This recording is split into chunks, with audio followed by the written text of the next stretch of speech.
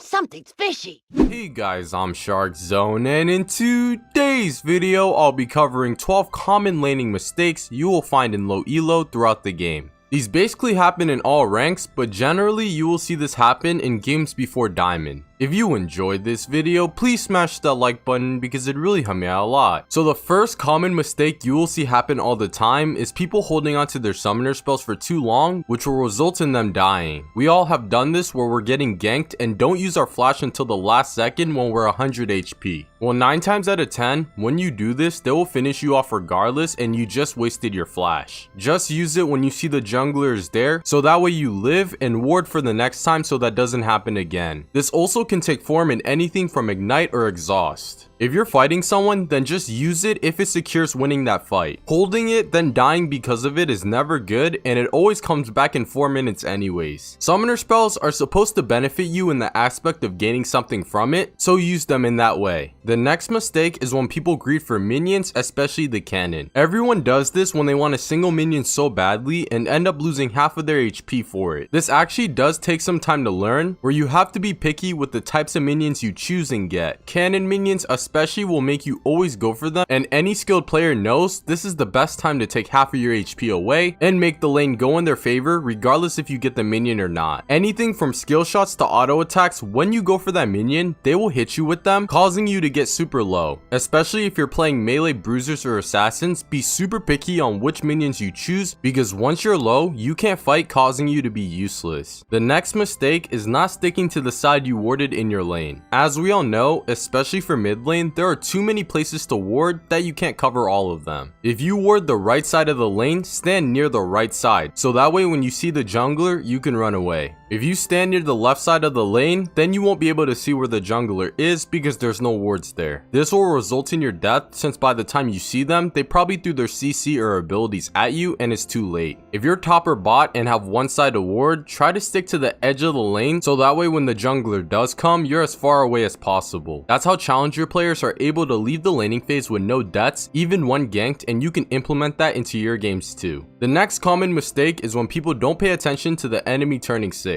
This is more of a silly one and easy to fix, but if you're both level 5, make sure to count minions because once they turn 6, they will for sure all in you. If you're worried who will turn 6 first, simply just stand far apart from them so that way regardless if they level up, you're too far for them to engage on you. The next mistake is overstaying to take tower platings after your laner dies or recalls. Now it should make sense to take tower platings whenever possible, but it's not good to lose more than you gain from the tower platings. What I mean by that is, let's say you take 2 tower platings after a wand fight mid, but the jungler comes and kills you. Is the 240 gold you got from tower plating worth the 300 gold you gave the enemy jungler? On top of that, when your laner comes back, they can shove the wave under your tower, causing you to lose a huge wave that equals another 300 plus. By the end of that, your 240 gold you've got from 2 tower platings can equal 600 plus on the enemy team, not counting if they take in tower platings after you die. Don't think that tower platings are bad because they're an easy source of gold early game, but there's a lot you could lose if you greed for them too much. Whenever safe, feel free to take as many as possible, but even if you fear the slightest bit of danger, go away and reset. The next mistake is what I like to call random roams, where usually after someone recalls, they just randomly go to someone else's lane to gank or take towers there. This will destroy your lead first off, and there's no purpose of doing this. I get doing this after, for instance, the 16-minute mark, or whenever everyone's trying to team fight but anything else isn't okay. Roaming is fine and it can lead into something good, but randomly going to someone's lane to push towers doesn't work anymore and just takes everyone else's XP. This will result in the enemy being stronger than you and the teammates you went to are weaker, so please try to group at the correct timings. The next mistake is not knowing when to freeze or shove. Now this is a tricky one because there's no right answer every time. It depends on what champion you are playing and what's happening in the lane, but if you want to roam or apply pressure elsewhere, the simple answer is to shove. If you want to give the enemy as little XP and gold as possible, freeze, and this mostly happens playing melee bruisers or assassins. Mages generally want to shove because it does deny them CS, and on top of that, with your ranged moves, you could easily harass them under tower. Try not to shove 24/7, especially early, because you can easily get ganked and that can be the turning point that will destroy your lead.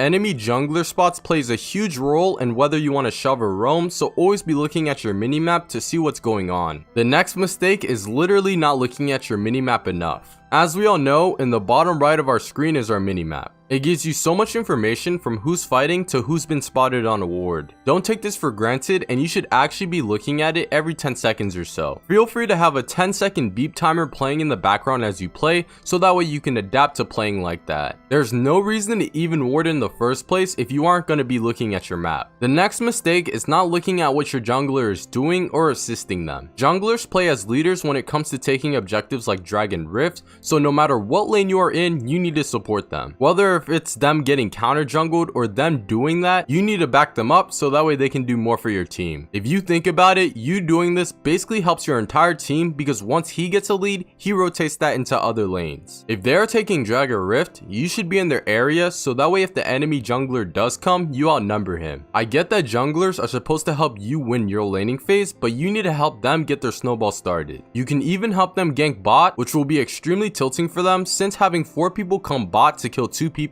makes them feel helpless. The next mistake is a simple one, and it's not buying enough pink wards or placing them in terrible spots. As we all know, control wards never go away, and disable enemies wards. These are the best kinds of wards you can get, and every time you back, you should be buying one. Place them in spots you think the enemy will walk through or over objectives, so that way you have vision control over them. There should always be 1 or 2 in your inventory so that you can add as much light possible to your map. The thing is, with these wards, don't place them in bad spots like the bushes closest to your lane. You should be placing any type of ward either in the enemy's jungle or a far enough spot where you can see them coming to your lane and react to it. If you can't react to the jungler's gank when you see them on that ward, then it's too close to you. Far wards do a great job in giving your team a heads up on where the enemy jungler is headed, so that way they can prepare for a gank. That's how warding can not only help you, but everyone on your team. Some great spots to place warding trinkets or control wards are the bushes near Scuttle Crab, or the corner bush that connects the enemy's raptors and red. Another spot is the one that connects wolves and blue buffs, so that way it will give you enough time to react to their ganks. The next mistake is giving up after losing your laning phase or being first blood. This literally happens in all ranks, and the main reason is because of tilt. If you lose your laning phase, it tilts you so much since it's literally 15 minutes long and is an indicator of the game going bad. Try to win your laning phase in the first place, but if you don't, all you have to do is farm to the best of your ability safely. I know that when you do this, you're giving the enemy to roam or zone you from huge amounts of minions, but then again, it's 10 times better than you feeding them over and over when you try to fight them. Feel free to do things like to roam to get back into the game or help your team in other aspects. The main thing you have to do is not to get mad at the game, because that will only make things worse and worse. Instead, last hit minions under tower where you're most likely safe, and if they roam, make sure to ping it. If they're harassing you under tower with long ranged abilities,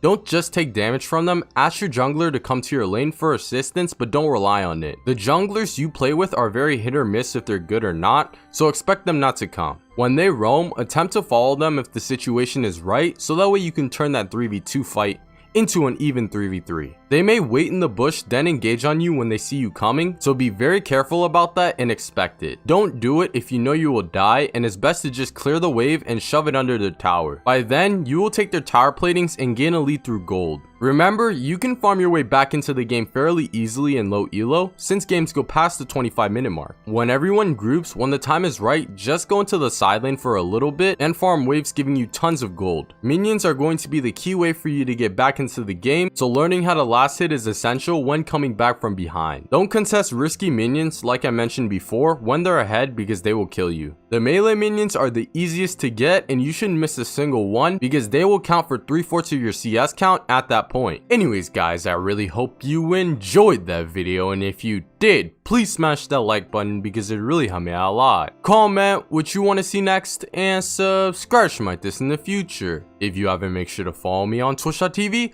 where you can watch some of these videos live. I'm Shark Zone here with another video, and I'm out. Peace.